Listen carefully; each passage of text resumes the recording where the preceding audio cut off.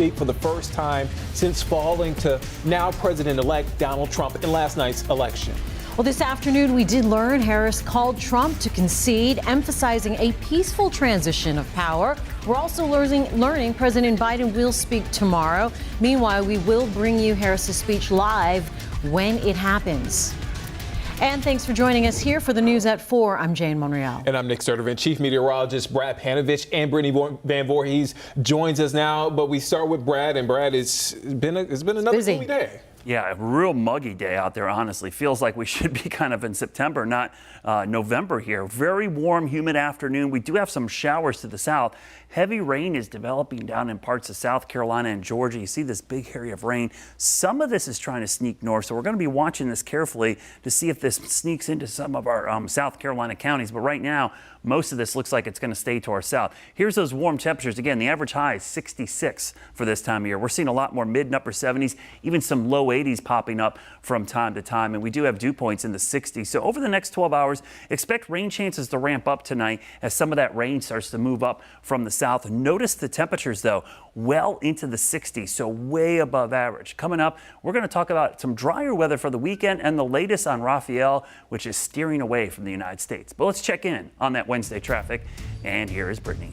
Thanks, Brad. Not a lot going on right now. You can see a live picture here from I-77, both south and northbound here. And of course, on top, you can see 277 that's right near Uptown. There is a new crash to talk about here. This is on areas here in Natondo Avenue. You can see just north of Uptown Charlotte, really just after you get past there when you're trying to get closer to I-85, that intersection between 77. This is Natondo Avenue northbound, a crash there at Statesville Road. So it's right off there of LaSalle Street. Otherwise, the only other active incident we have is I-77 northbound. This is down in York County, Dave Lyle Boulevard. It looks like there is an obstruction in the road of some sort that is slowing down traffic, at least in one lane as of now. But other than that, not a lot of active traffic here, but we know things will get more aggressive as we go throughout the next hour. So we'll have updates at just about every 15 minutes.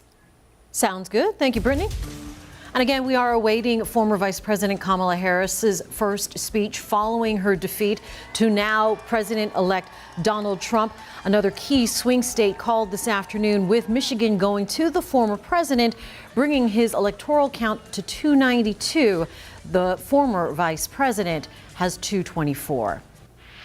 And in the wake of these key victories, President-elect Donald Trump addressed his supporters last night following wins in Georgia, North Carolina, and Pennsylvania. This was a movement like nobody's ever seen before. And frankly, this was, I believe, the greatest political movement of all time. There's never been anything like this in this country, and maybe beyond. And now it's going to reach a new level of importance because we're going to help our country heal. And right now, Justice Department officials are evaluating how to wind down the 2 federal criminal cases against Trump before he takes office. Now, sources tell NBC News the move is to comply with longstanding department policy that a sitting president cannot be prosecuted. Those sources also say a speedy trial was already unlikely with the January 6th case and the classified document matter, both mired in legal issues. Meantime, Trump's legal team is weighing their own next steps for how to resolve the cases. The New York hush money cases present different challenges due to the felony conviction and sentencing hearing scheduled for later this month. Trump's Georgia election interference case remains tied up on appeals over ethical issues surrounding the district attorney. The U.S. stock market surged today following President-elect Trump's win. Elon Musk, Tesla stock, banks, and Bitcoin rose. Now, Bitcoin hit an all-time high of $75,000. Traders expect a bump in cryptocurrency prices with a second Trump administration. Another big headline on the national stage, Republicans now taking control of the Senate. There were GOP wins in a handful of key races, ensuring the new majority and flipping party control of the upper chamber. Republicans last had a majority in the Senate in 2018. Now to some big news out of North Carolina. Current Attorney General Josh Stein will be the state's next governor, making history as the state's first Jewish governor. WCNC Charlotte's Julia Kaufman has been following the race for governor over the last few weeks and joins us live now. And Julia, what's the message from these two campaigns?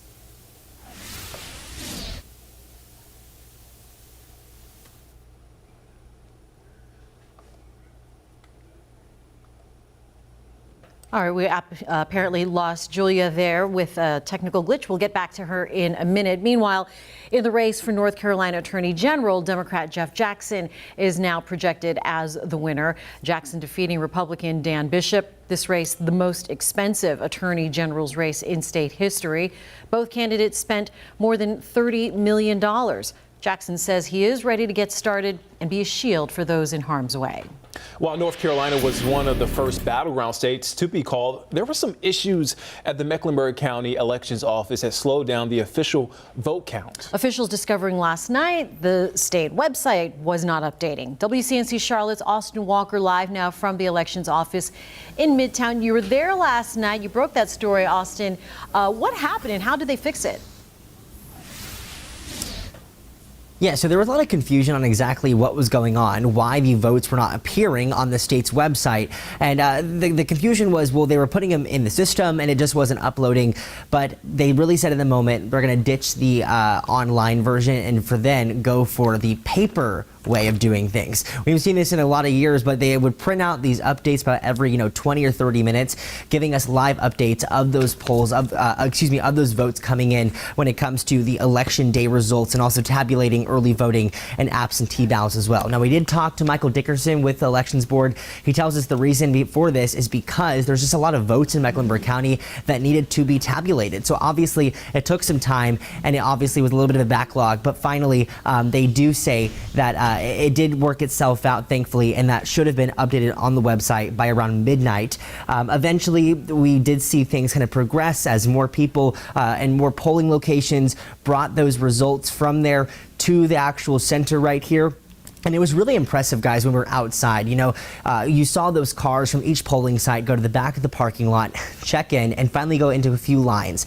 At each line, there was a table, and the crews there were there accepting all of the data. Now, inside those red bags that they were dropping off, it has a few things. One, the actual paper ballots. Two, which is a flash drive that has the paper ballots on it. That's what the computer will then read and make sure that it is uploaded correctly onto the state's website, and also everything with the polling site, like the computer as well. Now, they do this for election security to make sure everything goes as smooth sailing and possible. I was there to watch it, and I've never seen something so efficient. Michael Dickerson says every year, though, it just gets better and easier to use. We've got a great group of volunteers, basically, that come in and do that. And it's been working. We build on it all year. I think this year you saw 2 lights out in the parking lot. We usually just have 1, but somebody came up with the idea. We do this. So we always try to build bigger and better on those ideas. But that, to me, adds to the security of the process. I had physical security out here. Okay, so now exactly what happens next? Right now, we had a lot of the big races in North Carolina that were called, but still there are some out there that they are still trying to count every single ballot because it is so close. Dickerson saying it's just a couple dozen votes in between each thing. So they're doing that right now. Coming up at 5 and 6, we also break down some of the races from last night that we were really looking at with a microscope in Mecklenburg County. That's coming up, so stick with us right here in Midtown. Austin Walker, WCNC Charlotte. Austin, thank you. Now let's get back to a big race in North Carolina. Current Attorney General Josh Stein will be the state's next governor, making history as state's first Jewish governor. Yeah, let's check back in with WCNC Charlotte's Julia Kaufman. Julia? Hey, yeah, as I was saying, Stein is thanking voters and pushing for unity among political parties, and Robinson says he's holding his head high and proud of his campaign. Now, many have asked whether Robinson would be open to running for U.S. Senate in 2026. That answer is unclear, but he definitely left the door open for future runs, but plans to just focus on his job right now as lieutenant governor and bringing recovery to Western North Carolina. Now, we know with the latest unofficial results that Stein won nearly 55% of the vote compared to Robinson's 40%, which is similar to those pre-election polls that we were reporting. And today, Stein is celebrating his win and Democrats breaking up the Republican supermajority in the North Carolina legislature. The GOP will still keep its majority in both state chambers, but it no longer will have the power to override the governor's vetoes unless they get support from Democrats. So that's obviously a big power shift for Stein's governorship versus what we have been seeing with Cooper. Now, let's hear what both candidates had to say at their watch parties last night. To build this brighter future, we must put aside our differences and work together. We must reject the politics of division, fear, and hate that keep us from finding common ground. Those who would promote evil and promote wrong and call it right, they do not win. They may prosper for a season, but in the end, we win. So I'm standing here now, and I'm not sad one lick. The election, of course, comes on the heels of that scathing CNN report on Robinson. And Robinson's campaign says their defamation lawsuit against the network is ongoing, and they expect to have a hearing later this month. For now, we're live just outside of Uptown. Julia Kaufman, WCNC Charlotte. And we know you'll be following. Thank you, Julia, for that update. This afternoon, we're hearing from Mo Green, the superintendent-elect for North Carolina Public Schools. Green defeated Republican Michelle Morrow in what was one of the most closely watched races in the state. Green previously served as deputy superintendent of CMS and superintendent of Guilford County Schools. During today's news conference, Green thanked his predecessor and shared his plans to improve education in North Carolina. I want to spend this moment, first of all, thanking Catherine Truitt for her incredible service to the students of North Carolina. Yeah, she, I think, did some great work, particularly around early literacy skills and really trying to put North Carolina on a path to where more and more of our students will be reading on grade level by the third grade. And so I intend to continue that.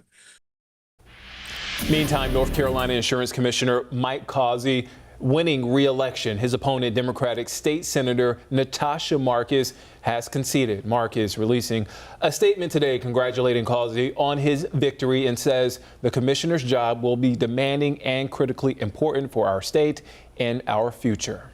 This afternoon, we're now learning North Carolina's Labor Commissioner Josh Dobson is resigning from his position after losing last night. That's according to the state Labor Department. Republican Luke Farley beat out Dobson. In a statement, Dobson says he looks forward to pursuing new opportunities in the private sector.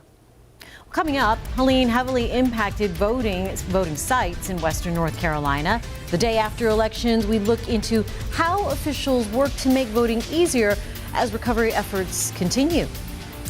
And it's muggy out there. Look at these dew points in the mid to upper 60s, even 70-degree dew point down in Chester. Coming up, we're going to show you how long this warm, humid weather is sticking around. And again, we are awaiting Vice President Kamala Harris's first speech following her defeat to now President-elect Donald Trump. She'll deliver her concession speech any minute, and we'll bring you that live when it happens.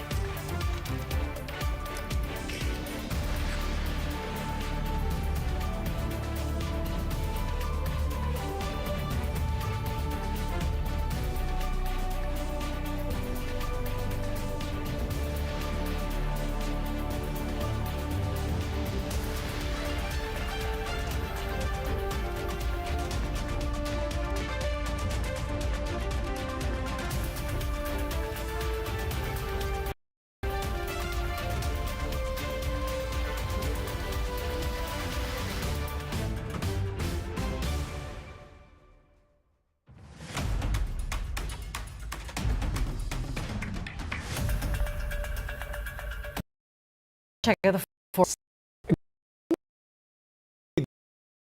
About the rain, but we need the rain. Yeah, did see a whole lot today. We could use a little bit more, and I tell you what, this is going to end up being pretty light rain through the next couple of days, unless we get some of this heavier rain to the south. Today we've got a mix of sun and clouds. Now, after the clouds this morning, we're seeing a lot more sunshine, which is allowing for warm temperatures, kind of similar to yesterday. Started kind of gray out there, but now temperatures warming up pretty quickly with some sunshine. In fact, a couple neighborhoods getting close to 80 degrees here in the early part of November. Mentioned this earlier, it is incredibly humid out there for this time of year. Dew points in the 60s and 70s. That's summertime humidity. There is some heavy rain to our south. It's trying to move north, and it will make some progress up here, especially for areas around Charlotte South. But to the mountains, we're not expecting much heavy rain, if at all. In fact, overnight tonight and tomorrow, probably the best chance of rain will be south and east of I-85, as temperatures tomorrow very warm again.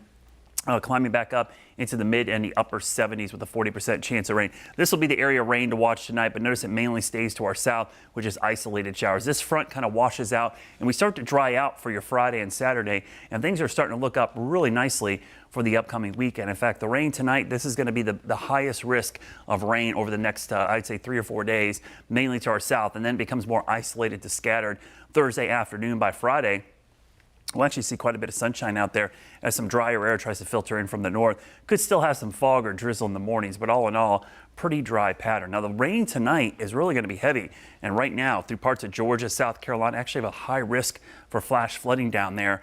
That's where we're going to see the rain tonight and into early tomorrow, staying away from the western Carolinas and drying out completely as we go into Friday. Now, in the tropics, we're keeping a close eye on the potential for some more rain to the south, but you could see the potential for us stays down here. Most areas end up with less than 1/10 of an inch, so nothing widespread. In the tropics, this is Hurricane Rafael, was a Category 3 hurricane as it made landfall right over Cuba right now. It is expected to stay well to the south as it moves into the Gulf of Mexico. High pressure is going to keep it down there. If it stays far enough south, it might maintain some strength, but this would keep it away from the U.S. right now and possibly impacting Mexico as it moves more to the west as opposed to the northwest, which is great news for everybody. In fact, that high pressure system builds over the Gulf Coast, keeps us warm and dry, but also potentially keeps the storm well off to the south. This upper trough here kind of lifts out and misses it completely, and that's why we're not expecting the system to head north, which is pretty typical for November. It's very rare for storms to come too far to the north. Here's a look at your Guy Roofing 7-day forecast. Look how warm these temperatures are, staying in the 70s and near 80 degrees. Average high is 66, average low is 42. Won't see much of that over the next 7 days. We need it to feel like fall, Brad. We need it to feel like fall. Right now, things are not too bad out on the roadways right now. I do have one new crash to tell you about here that is blocking an exit ramp. We'll get to that in just a second. I-77 north and southbound. For most of our South Carolina DOT cams, things are moving nice and smooth here. But the one thing I do want to tell you about, this, of course, just popping up, I-77 northbound. So this is if you're in York County heading north toward the Charlotte area. Again, is in South Carolina. Currently, the exit ramp to get off to Highway 160 is going to be blocked there. So make sure that if you do have to take that exit ramp to get off the highway, of course, try to get off the one previously or the one right after. Of course, most likely your GPS will reroute you very easily there. You can, of course, see the purple shading, that indicating there that that is currently closed. We'll, of course, let you know if anything changes. Otherwise, still tracking one other crash that's active right now. This is Atondo Avenue northbound. A crash still active at Statesville Road is causing some minor slowdowns, but as of now, just a little bit of orange and yellow indicating medium to slow traffic. All right, thank you, Brittany. Still ahead, people worldwide reacting to the U.S. electing its next president. Crews now working to clean up after some protests. And again, we continue to await Vice President Kamala Harris's first speech following her defeat to now President-elect Donald Trump. That should be happening any minute now. We will bring that to you live when it happens.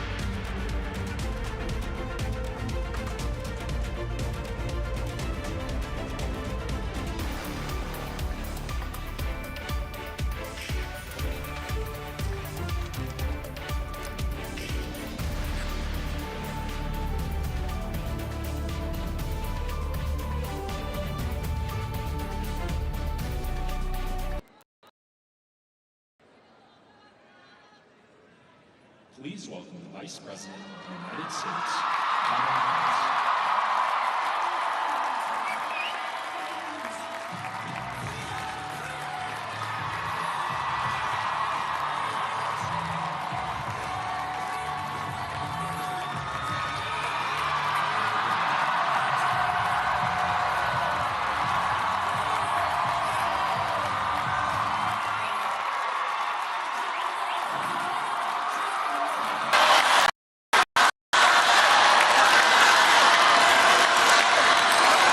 Good afternoon, everyone. Good afternoon. Good afternoon. Good afternoon. Thank you all. Thank you, thank you. Thank you, thank you. So let me say, and I love you back. And I love you back. So let me say, my heart is full today. My heart is full today, full of gratitude for the trust you have placed in me, full of love for our country, and full of resolve. The outcome of this election is not what we wanted, not what we fought for, not what we voted for, but hear me when I say, the light of America's promise will always burn bright. As long as we never give up and as long as we keep fighting.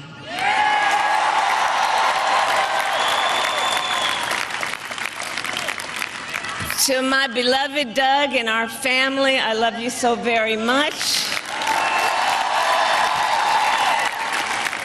To President Biden and Dr. Biden, thank you for your faith and support.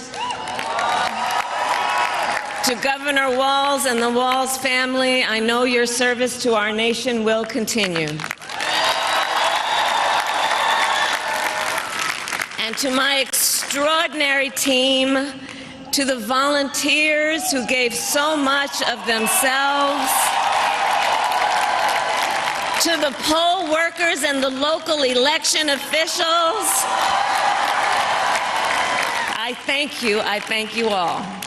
Look, I am so proud of the race we ran and the way we ran it,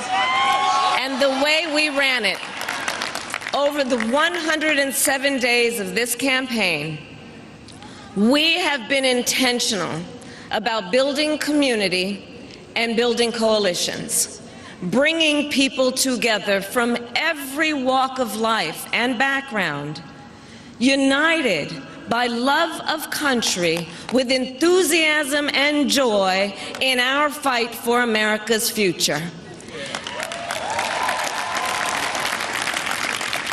And we did it with the knowledge that we all have so much more in common than what separates us. Now, I know folks are feeling and experiencing a range of emotions right now. I get it. But we must accept the results of this election. Earlier today, I spoke with President-elect Trump and congratulated him on his victory. I also told him that we will help him and his team with their transition, and that we will engage in a peaceful transfer of power.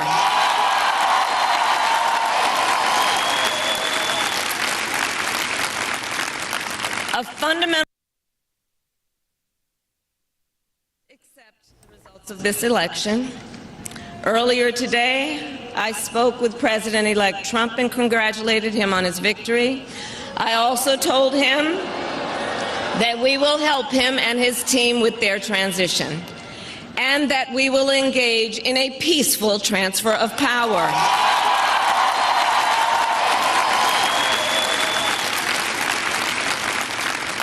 A fundamental principle of American democracy is that when we lose an election, we accept the results.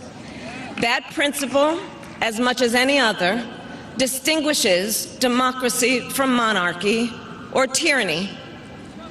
and anyone who seeks the public trust must honor it. At the same time, in our nation, we owe loyalty not to a president or a party, but to the Constitution of the United States.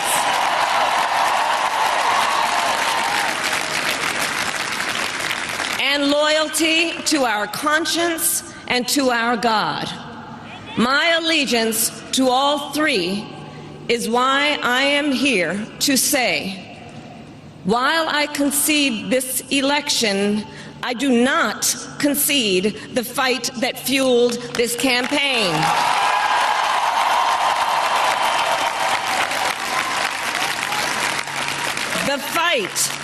The fight for freedom, for opportunity, for fairness, and the dignity of all people. A fight for the ideals at the heart of our nation, the ideals that reflect America at our best. That is a fight I will never give up.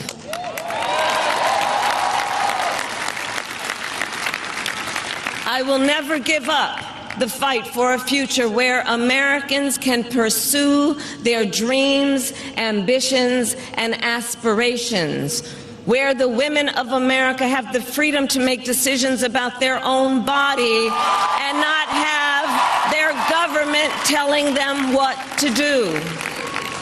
We will never give up the fight to protect our schools and our streets from gun violence.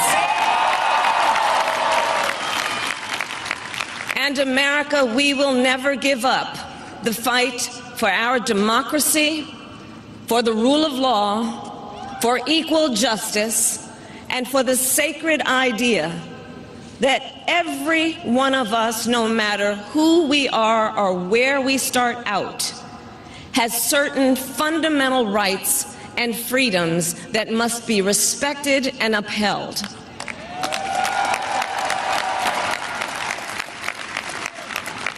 And we will continue to wage this fight in the voting booth, in the courts, and in the public square. And we will also wage it in quieter ways, in how we live our lives, by treating one another with kindness and respect, by looking in the face of a stranger and seeing a neighbor, by always using our strength to lift people up, to fight for the dignity that all people deserve. The fight for our freedom will take hard work, but like I always say, we like hard work. Hard work is good work. Hard work can be joyful work. And the fight for our country is always worth it. It is always worth it.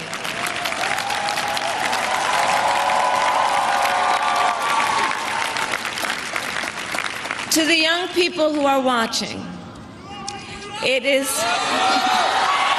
I love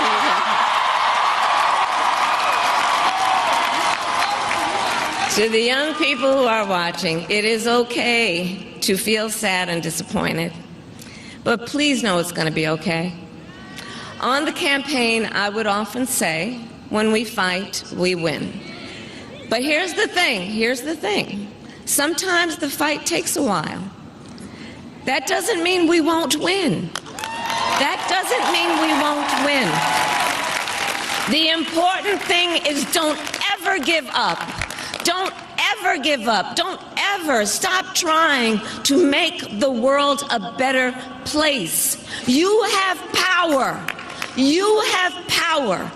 And don't you ever listen when anyone tells you something is impossible because it has never been done before.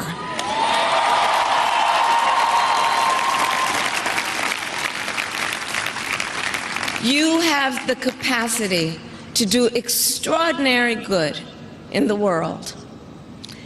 And so to everyone who is watching, do not despair. This is not a time to throw up our hands. This is a time to roll up our sleeves. This is a time to organize, to mobilize, and to stay engaged for the sake of freedom and justice and the future that we all know we can build together. Look, many of you know I started out as a prosecutor, and throughout my career, I saw people at some of the worst times in their lives. People who had suffered great harm and great pain, and yet found within themselves the strength and the courage and the resolve to take the stand, to take a stand, to fight for justice, to fight for themselves, to fight for others. So let their courage be our inspiration. Let their determination be our charge. And I'll close with this. There's an adage an historian once called a law of history, true of every society across the ages. The adage is, only when it is dark enough can you see the stars. I know many people feel like we are entering a dark time, but for the benefit of us all, I hope that is not the case. But here's the thing, America, if it is, let us fill the sky with the light of a brilliant, brilliant billion of stars. The light of optimism, of faith, of truth, and service.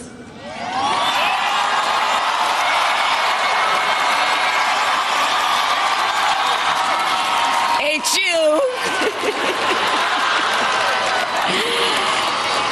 And may that work guide us, even in the face of setbacks, toward the extraordinary promise of the United States of America. I thank you all. May God bless you, and may God bless the United States of America. I thank you all.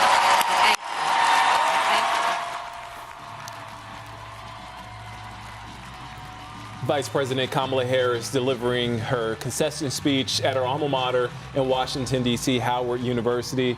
And Jane, it started on a somber tone, but ended with optimism. She pointed out, saying, my heart is full today and full of gratitude and full of trust. And she talked about the future and to continue to fight and continue her fight and what fueled her campaign. Yeah, acknowledging obviously people might be feeling all kinds of feelings and that it's okay and perfectly normal. She did say she would help the president-elect's transition, will engage in the peaceful transfer of power. She made the call to the former president and now future president Donald Trump, and they talked on the phone as well. And again, just driving home the message that this is while conceding the election, not conceding the fight that fueled the campaign for opportunities of freedom and really echoing those American ideals, and that they were proud of the race they ran. And to your point, and one thing she pointed out, addressing a lot of those young people on the college campus, a lot of her supporters, she said, it's not a time to throw up our hands, it's a time to roll up our sleeves. So in it on a positive tone as they look forward. Well, the Associated Press, timingly wise, they called Harris winning the statewide vote in Maine, but that only collected 2 electoral votes, and that is just not enough. Yeah. All right. Well, thank you for staying with us for the news at 4:30. I'm Nick Sturdivant. And I'm Jane Monreal. Tonight, we are continuing to follow Decision